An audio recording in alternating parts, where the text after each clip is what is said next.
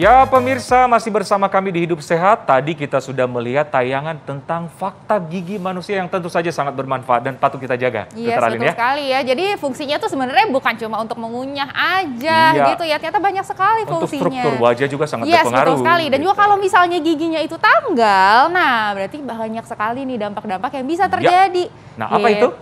Apa itu, Dokter Ahlin? Yes, nah ini nih Dokter Devia masih bersama kami nih ya dok ya. Dok, ini fakta atau mitos nih dokter bahwa kalau misalnya gigi yang tanggal ini tidak diganti dengan gigi tiruan berisiko alami gangguan rahang. Ini fakta atau mitos dokter? Fakta. Wah, ini sampai ke rahang juga. Gimana tuh dok? Jadi memang pada saat salah satu sisi rahang gigi kita dicabut, berarti dia otomatis tidak pakai fungsi giginya kiri dan kanan. Sementara kita harus memfungsikan gigi itu kiri dan kanan. Pada saat dia mengunyah satu sisi, sehingga kerja daripada gigi di sebelah kiri itu menjadi lebih banyak, sehingga terjadi keausan daripada si gigi itu. Keausan gigi akibatnya akan terjadi perubahan atau kelainan pada sendi, pada bisa bunyi clicking, bisa susah buka mulut, bisa gangguan untuk ke sendinya. Gitu. Sampai ke gangguan sendi, sampai ke sendi, sampai ke tulang rahang. Iya, betul sekali gitu ya. Nah, selanjutnya nih dok, fakta mitos selanjutnya, gigi tanggal diabaikan dan tidak segera dipasang gigi pengganti akan menyebabkan makanan yang dikunyah tidak sempurna dan tidak baik untuk kesehatan lambung. Fakta atau mitos? Fakta juga. Wah, setuju kalau sampai ke lambung juga ya dok gangguannya. Gimana tuh dok? Betul ribet ya, sampai ke lambung. Sampai ke lambung.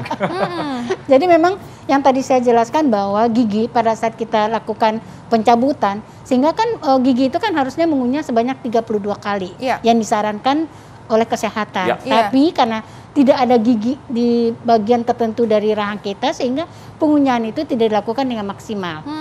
Akibatnya makanan yang kita kunyah tidak bisa halus seperti yang seharusnya, karena kita mengunyahnya tidak sampai 32 kali. Akibatnya masuk makanan itu ke lambung dan lambung kita bekerja jauh lebih keras, 2 kali lipat daripada yang makannya ini dikunyah sampai maksimal, sehingga terjadilah gangguan pada lambungnya gitu.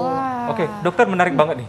Kalau cuma satu gigi yang tanggal, gimana dok? Apakah berpengaruh? Biasa nih dok, biasa masyarakat ya kan suka nawar gitu kan. Masih satu, satu aja dok gitu. Apakah berpengaruh dok? Nah itu gimana tuh dok? Pengaruhnya ke lambung maksudnya? Dampaknya apakah kesehatan kita gitu? Satu gigi itu bukan berarti bukan tidak bermasalah. Itu justru awal dari permasalahan yang akan timbul, yang kalau didiamkan akan bertambah lama menjadi lebih parah. Yang tadi saya bilang, pada saat satu gigi dicabut, misalnya gigi atas yang dicabut, gigi bawah itu akan naik ke atas. Sedangkan kalau gigi bawah yang dicabut, gigi atas itu akan turun ke bawah. Jadi walaupun satu bukan berarti itu tidak masalah. Pasti akan timbul masalah yang terjadi pergeseran gigi ke tempat yang kosong, gigi antagonis daripada gigi yang dicabut akan rusak. Jadi bukan berarti cuma satu udah lah ya, nggak usah. Nggak bisa, itu harus dilakukan penggantian gigi. Penggantian gigi, apalagi juga gigi satu dengan gigi yang lainnya pasti juga fungsinya berbeda-beda ya dok betul. Ya. Benar-benar. Karena ekosistemnya terganggu semua. Sistemnya pasti terganggu semua. Oke, bagi dokter mungkin masyarakat bertanya-tanya, apalagi yang umur 50-an, 60-an, banyak kan gigi yang tanggal. Iya betul. Apakah itu pengaruh usia atau pengaruh tergeruskan dipakai terus ya? Atau karena tidak merawat gigi dengan baik mungkin? Gitu. Itu karena faktor apa dokter? Jadi sebenarnya adalah karena ada yang bilang bahwa udah tua gigi itu pasti tanggal. Tidak pasti tanggal kalau dari muda dirawat dengan benar. Kenapa dia tanggal pada usia tua? Biasanya karena giginya udah nggak ada sebagian, sehingga misalnya gigi bawahnya udah mereka cabut, sehingga atasnya itu pasti kan turun ke bawah. Jadi tadi yang akarnya tertanam dalam tulang cukup panjang, karena gigi itu turun, berarti akar gigi yang sekarang tertanam dalam tulang hanya sepertiga. Sehingga pada waktu tua dia pasti akan goyang. Dan terjadi pada tempat-tempat yang gigi sudah tidak ada, tulang itu mengalami penciutan, pemendekan dan penciutan, sehingga si gigi itu menjadi tambah turunnya tambah banyak. Makanya ada pada usia tua itu giginya tanggal sendiri. Padahal bukan karena usia gigi itu akan tanggal pada usia tua, bukan. Kalau seandainya gigi itu dirawat dengan benar dari sekarang. Berarti bukan cuma karena faktor ya dok bukan. ya gitu ya, tapi juga bukan cuma karena faktor usia, tapi juga gimana caranya kita merawat dengan baik. Betul, gitu ya. itu sebenarnya. Karena gigi bolong 1 gitu ya, tanggal 1 itu juga bisa bergeser, turun, copot. Terus udah gitu dampaknya kemana-mana gitu ya. Wah, yang lainnya. Memang gitu.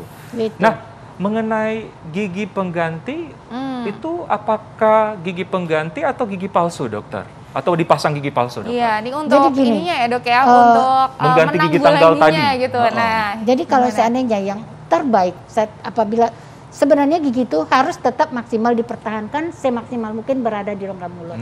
Tapi pada keadaan situasi tertentu yang memang gigi itu sudah tidak bisa dipertahankan, terpaksa harus dilakukan pencabutan. Nah, kalau sudah dilakukan pencabutan berarti kita harus mengganti gigi itu dengan gigi tiruan. Yang paling ideal adalah pemasangan implan karena dia benar-benar menggantikan fungsi gigi asli. Nah, sekarang orang kan banyak pakai gigi palsu. Ya. Nah, itu pengganti yang kurang maksimal, ya, kurang maksimal untuk menggantikan fungsi gigi asli itu sendiri. Kurang maksimal? Kenapa, dok? Karena memang si gigi palsu itu kan taruhnya di atas gusi. Di atas gusi, nah, benar. Pada saat dia mengunyah makanan, si gusi-gusiannya itu akan menekan pada tekanan pada saat mengunyah. Dia akan menekan ke tulang di bawahnya, sehingga akan mempercepat proses penciutan dan pemendekan si tulang. Kalau tulang memendek, akibatnya itu kan ada akarnya. Akarnya nanti akan terbuka karena ini kan mahkota, ini akar. Pada tulang di sini. Pada saat dia tekan pasti tulang akarnya akan terekspos. Dan jadi akar yang sebelah-sebelahnya akan kelihatan gitu karena tulangnya yang memendek gitu. Karena saluran akar penting banget juga ya, dok? Iya, karena akar itu kan yang mempertahankan gigi itu dalam mulut. Kalau akarnya keluar, nggak ada yang megang tulangnya. Akhirnya lepas gitu. Berarti memang yang paling optimal gitu ya dok ya, tidak menggunakan gigi palsu. Tidak menggunakan gigi palsu. Harus menggunakan gigi implan gitu. Ya, dan sebisa mungkin dipertahankan. Dan sebisa mungkin dipertahankan. Tapi yang paling penting di sini adalah karena udah tahu implan itu kan mahal. Jadi sebaiknya rawatlah gigi Anda mulai dari sekarang. Itu sangat setuju. Nah. Baik dokter, tipsnya nih untuk pemirsa yang menyaksikan ini, apa tipsnya supaya mereka tidak mudah tanggal ataupun sudah tanggal, apa yang akan dilakukan gitu? Gimana dok tipsnya? Tipsnya itu sebenarnya harus sikat gigi dengan cara yang benar pasti. Dengan cara dan teknik yang benar. Kemudian menyikat pada waktu yang tepat. Kapan waktu yang tepat? Sebelum tidur malam sama setelah sarapan pagi. Setelah sarapan pagi. Dan kebalik, biasanya bangun tidur sikat gigi. Itu kenapa tuh dok harus setelah sarapan pagi? Karena setelah sarapan pagi kan makanan pada waktu kita beraktivitas dari pagi sampai ke siang, kita kan nggak mau sikat gigi, kita kerja. Sementara kita biarkan makanan dalam mulut segitu lamanya. Jadi kan dia akan menimbulkan karies, pembusukan ke rongga mulut gitu. Karena kita udah sarapan pagi, nah dari sarapan pagi ke malam kita ketemu lagi kan cukup panjang waktunya. Makanya sebaiknya kita sikat gigi pada waktu setelah sarapan pagi. Dan sebelum tidur. Setujukah setiap makan harus sikat gigi atau ada maksimalnya? Ini mungkin pertanyaan sejuta masyarakat. Yang disarankan terbagusnya bawa sikat gigi karena memang dalam zaman sekarang orang udah mulai bawa sikat gigi yang kecil gitu di kantongnya, di tasnya. Nah, untuk setelah menyikat gigi yang benar, waktu yang tepat, jangan lupa periksa ke dokter gigi. Inti permasalahan sebenarnya di gigi ini adalah karena karies gitu. Bolong gigi itu intinya. Kalau kecil masih bisa ditambah, itu sebenarnya selesai masalahnya. Baik, jadi setiap makan sebaiknya harus sikat gigi. Emang harus sikat gigi. Di bawah sikat gigi tuh, dokter Alin yang kecil harus cuma segini doang, nggak apa-apa gitu ya.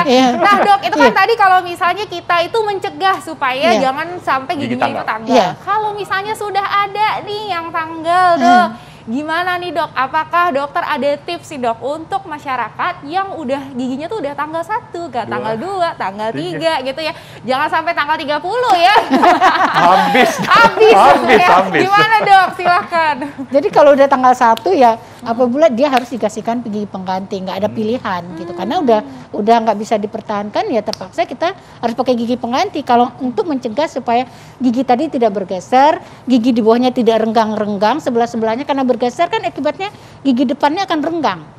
Jadi itu estetiknya juga jadi jelek ke pasiennya gitu. Oh gitu ya. Jadi jangan sampai tanggal 30. Betul, aduh amit-amit ya. Satu aja udah bermasalah ya, apalagi 30. Kita, aduh amit-amit gitu ya. Jadi berarti ini yang harus digarisbawahi ya pemirsa ya, bahwa jangan pernah meremehkan satupun gigi yang tanggal gitu Setuju. ya. Betul. Karena memang dampaknya itu sangat-sangat luar biasa Iya, betul. gitu ya. Mulai dari gigi yang geser, akar yang turun, Betul. bisa sampai Perubahan jadi struktur. terjadi infeksi, perubahan struktur, sampai juga kita Kekendoran peot wajahnya atau- peot, Wow. aduh amit-amit ya say. Wow.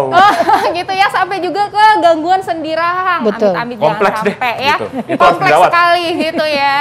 Dokter, terima kasih Dokter Thank you. Devia atas Thank informasinya. Thank you. Terima kasih dokter. Oke pemirsa, masih banyak informasi menarik ya Dokter Alin. Sesaat lagi tetap di Hidup sehat.